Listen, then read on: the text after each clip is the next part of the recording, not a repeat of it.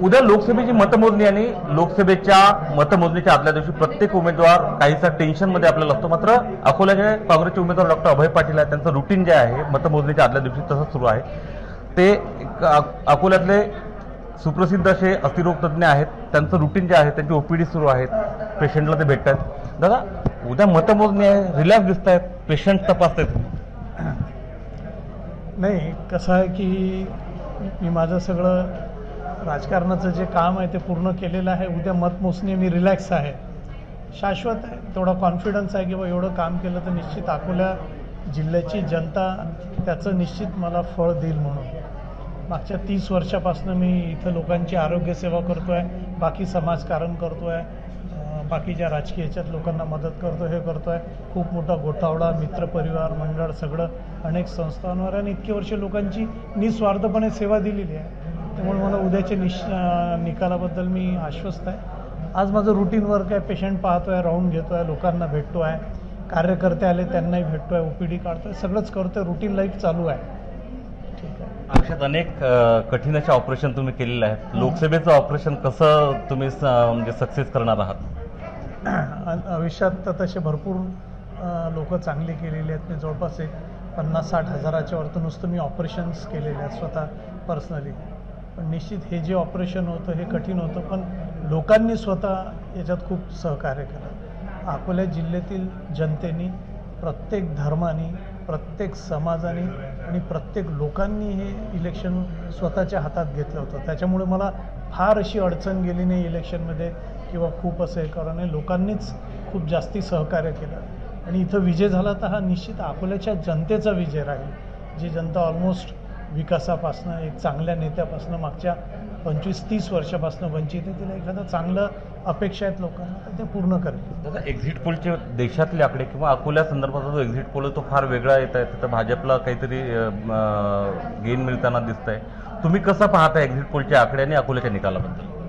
हे पण एक्झिट पोलवाले जे येतात, आता मी तर म्हणजे आता इतक्या पूर्ण जिल्हाभर रोज फिरत असतो, माझा 4000 किलोमीटरचा प्रवास आहे, म्हणजे मला प्रत्येक माणूस भेटला, पण आजपर्यंत मला कोणी असा एक्झिट पोलचा रिझल्ट काढणारा भेटला नाही। तो बिलकुल इलेक्शनच्या 24 तास 48 तास पहिले एकदम याच्या पहिले रिझल्ट पाहिले होते।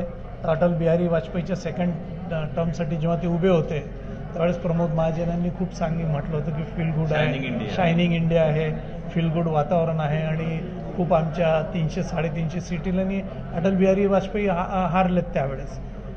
तेलंगणा, कर्नाटकाचे आपण रिसेंटली रिझल्ट पाहिले, लोकांनी तिथं BJPला भरघोस मतदान सांगितलं होतं आणि तिथं काँग्रेस निवडून आली।